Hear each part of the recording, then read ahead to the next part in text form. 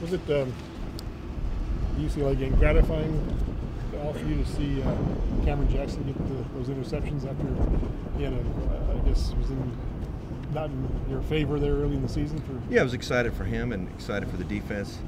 He, early on in the season, he played the nickelback position for us against Nevada, and he struggled a little bit. And that's a unique position that requires a lot of experience to be able to play in there.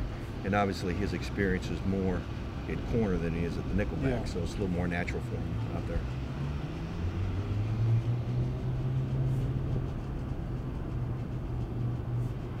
Will he,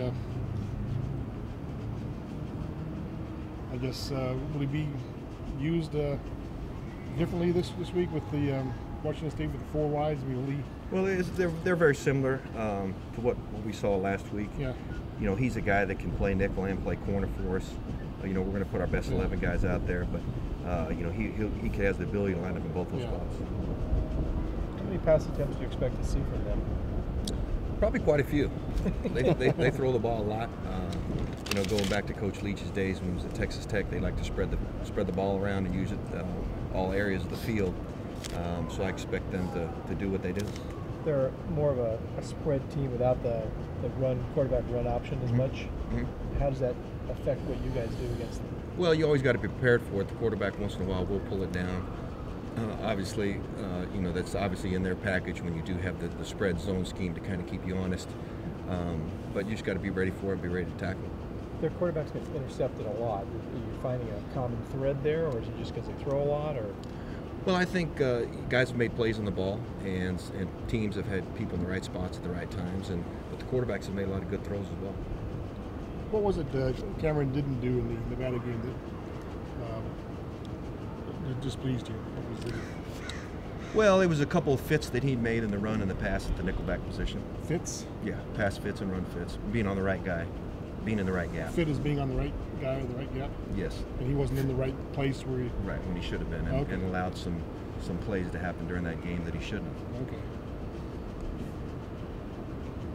We talk about fits in the running game and fits in the passing game. So fitting in the proper B gap. You're matching up either on you're either in receiver or a certain gap. In a running game, you have a certain gap. Like you fit in that gap. In that gap, and then in the passing game, your fit may be inside or outside the receiver. Oh, okay.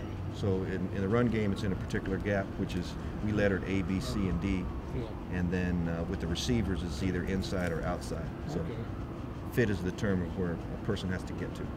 Okay. Fair to say he was in your doghouse? No, not necessarily. No, I've had a lot of confidence in Cam.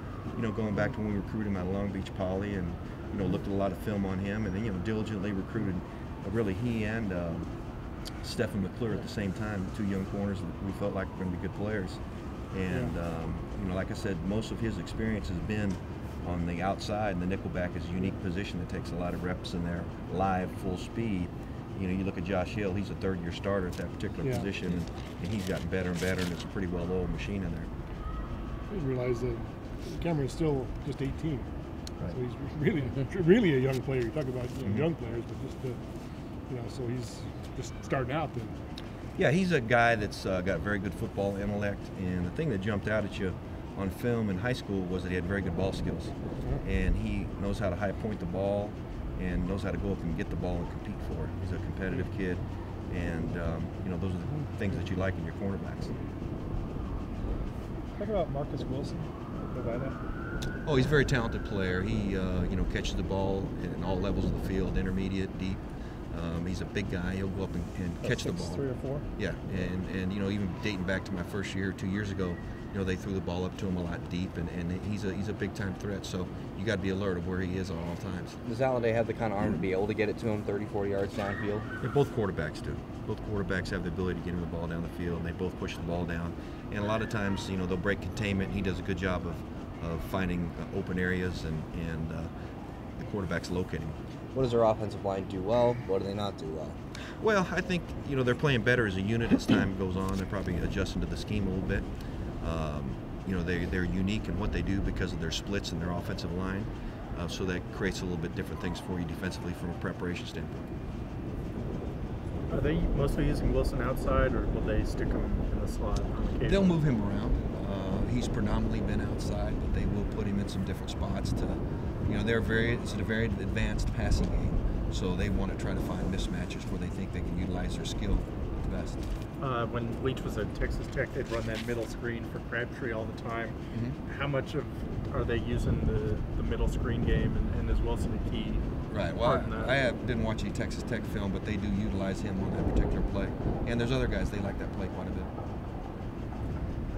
There were stretches of the UCLA game where you had 7, 8 redshirt freshmen or sophomores out on the field. What sort of progression are you seeing week to week, especially at the linebacker spot, from the young guys? Well, you know, like I've always said, we're going to get our best 11 guys out there, and I think we're finding out. You know, I'm a big proponent of if they can do it in practice, they can do it in a game.